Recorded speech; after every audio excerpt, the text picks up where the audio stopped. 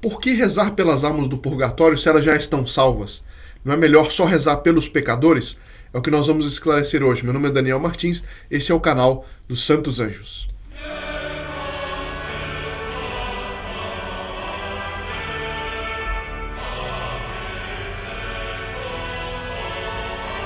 Salve Maria, muito bom dia a todos que nos acompanham, bem-vindos também os que estão chegando agora. Hoje veremos a discussão entre dois religiosos, o que vai nos ajudar a entender a importância de rezarmos pelas almas dos falecidos, pelas almas do purgatório. Mas antes eu queria fazer uma pergunta a todos que nos acompanham, uma pergunta para você, caríssimo amigo do nosso canal, desse nosso apostolado. Você sente que a vida moderna está roubando a sua paz verdadeira e o afastando de Deus? No canal dos Santos Anjos nós convidamos você a fazer parte de uma missão realmente celeste, né? Que vai além de vídeos e artigos. É um chamado para fortalecer sua aliança com Nossa Senhora, Rainha dos Anjos, e com os Santos Anjos. E ao se tornar membro do grupo Apóstolo dos Santos Anjos, você garantirá uma proteção espiritual muito especial e um apoio contínuo em suas batalhas diárias. Com a sua contribuição mensal, nós podemos oferecer conteúdo inspirador para milhares de almas, cada vez mais, e continuar criando essa família espiritual que encontra paz verdadeira e força na devoção aos Santos Anjos. Não é essa paz vazia do mundo, mas aquela verdadeira, que só os Santos Anjos podem nos proporcionar. E você receberá inúmeros benefícios espirituais e alguns materiais. Então são missas semanais por suas intenções de sua família inteira, né? Bem como a medalha milagrosa, estampas, adesivos, jabentos e a certeza de que seu nome estará nas vigílias diárias feitas por nossos voluntários. É isso mesmo. Enquanto você dorme, enquanto os membros do nosso grupo dormem, há voluntários que se revezam das 7 da noite até às 6 da manhã, rezando pela situação da Santa Igreja, pela sociedade e por todos os nossos benfeitores. Então, não é apenas uma doação, é uma aliança espiritual. Participe agora e fortaleça o seu escudo angélico para essa batalha espiritual. O momento para esse combate espiritual é agora. Os demônios vão avançando, nós precisamos fazer os anjos também avançarem. Os santos anjos estão prontos para interceder por você. Você está pronto para se unir a eles? Então, por favor, visite agora o segundo link na descrição do vídeo e veja a importância de fazer parte desse apostolado e faça o quanto antes. Eu lembro que é graças aos apóstolos dos Santos Anjos que está sendo possível, neste mês de novembro, promover 30 missas pelas almas. Mas se você está chegando agora e ainda não participou, apesar de já estarmos no meio de novembro, você pode ainda incluir os nomes dos falecidos de sua família para as missas daqui até o 30 de novembro, todos os dias. Você faz isso no primeiro link. E agora vamos ao nosso assunto. Rossignoli, em seu livro Maravilhas de Deus no Purgatório, que ele escreveu a pedido do beato Sebastian Valfré, do Oratório de Turim, ele descreve nos anais dominicanos, né, nos documentos dominicanos, um debate muito interessante entre dois muito bons frades sobre os méritos da devoção à conversão dos pecadores ou devoção às santas almas do purgatório. E eu estou tirando isso do livro O Purgatório, do padre Faber, da editora Eclésia. E eram dois irmãos. Um deles chamava-se Bertrand e era grande defensor dos pecadores, né, dos pobres pecadores, e celebrava constantemente missas para a conversão dos pecadores e oferecia todas as suas orações e penitências para obter para eles a graça da conversão. E ele dizia assim: os pecadores sem a graça estão num estado de perdição. Espíritos maus, os demônios, estão continuamente lhes tramando emboscadas para privá-los da visão beatífica, da visão face a face de Deus, e carregá-los para os tormentos eternos do inferno. Nosso Senhor desceu do céu e morreu a mais dolorosa morte por eles, os pecadores que ainda vivem, né? Que trabalho, diz ele, pode ser mais elevado do que imitá-lo e cooperar com ele na salvação das almas? Então, no fundo, ele está dizendo, é muito mais importante rezar pelos pecadores do que pelas almas do purgatório. Ele continua, diz assim, mas nós vamos ver o contra-argumento daqui a pouco. Ele diz, quando uma alma é perdida, o preço de sua redenção Ou seja, o sangue que nosso Senhor derramou por ele foi, por assim dizer, também perdido.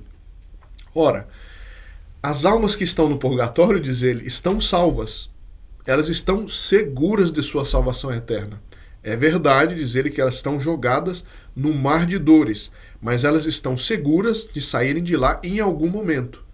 Elas já são amigas de Deus, ao passo que os pecadores são seus inimigos.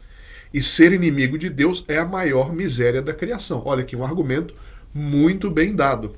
E o outro irmão, Benedetto, estava ouvindo isso, e ele tinha muita devoção pelas almas do purgatório. É evidente que as duas coisas são necessárias, né?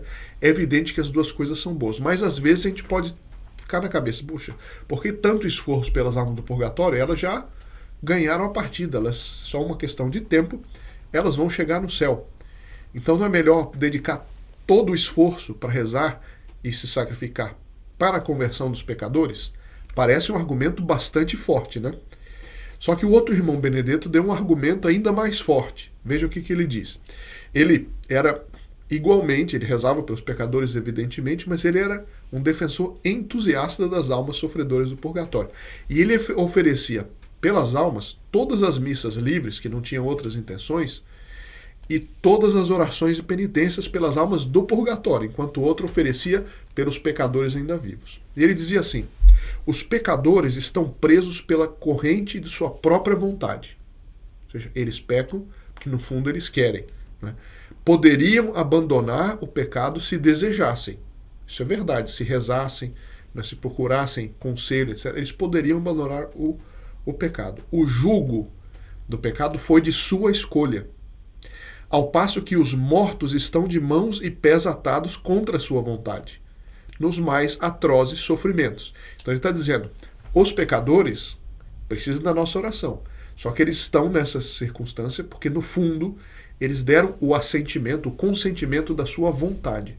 Enquanto que as almas do purgatório, elas morreram no estado de amizade com Deus e elas já não podem, por sua própria vontade, aliviar ou se libertar. Elas dependem das nossas orações, né?